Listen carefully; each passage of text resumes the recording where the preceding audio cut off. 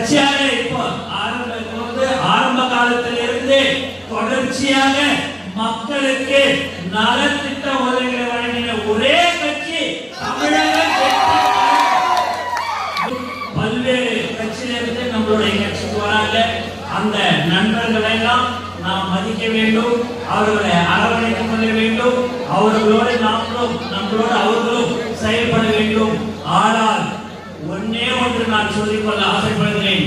தலைவர் தளபதி சொல்வதெல்லாம் முதலில் யார் அன்று முதல் இன்று வரை கொடி கட்டிக்கீழ் சைக்கிள்ல போய் போஸ்ட் ஓட்டின தொண்டனுக்கு தான் பதவி வழங்கப்படும்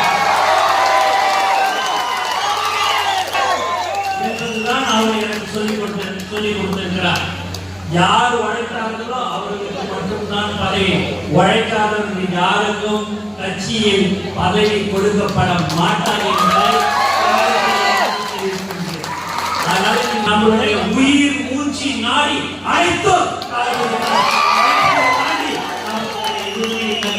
அதனால நீங்க எல்லாரும் நீங்க மிக சிறப்பாக செயல்பட்டுக் கொண்டிருக்கிறீர்கள்.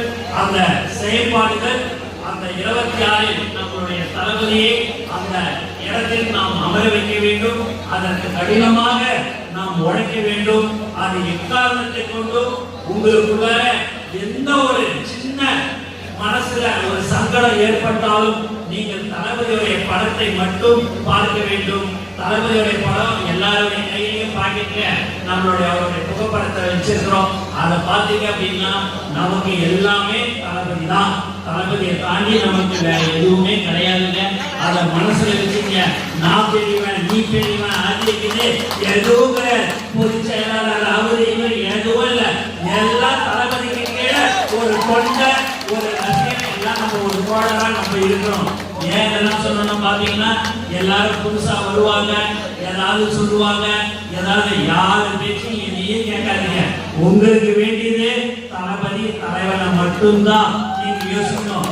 எனக்கோசம் இவருக்கோசம்ன்றதெல்லாம் எங்க